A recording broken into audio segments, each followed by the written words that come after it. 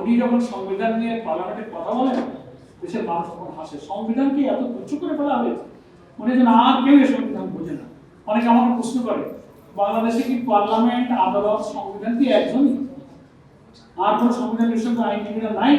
এটার উপরে বহু আলোচনা, সেমিনার, আর্টিকেল, সব ব্যাখ্যা এখানে আমরা সময় ব্যয় করতে চাই না। এই কথা বলে ওনারা নিজেরাই অপরাধী। উনি তো ঐক্যমত্য কমিশনে ছিলেন। প্রেসিডেন্সিয়াল অর্ডারটা হচ্ছে 13 নভেম্বর, ভোট হয়েছে 12 ফেব্রুয়ারি। এই অর্ডার অবৈধ, রাষ্ট্রপতির এখতিয়ার নাই, এখানে শপথ নেওয়া যায় না।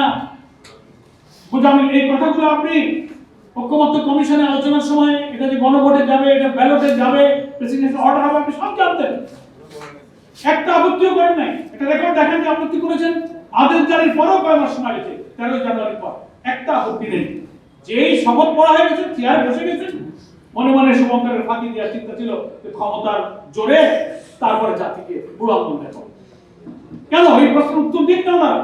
এই 3-4টা মাস ওনারা কেন প্রতিবাদ করেন, এখন যত প্রতিবাদ করছেন, আর এই কথা তো কোনো জবাব নেই।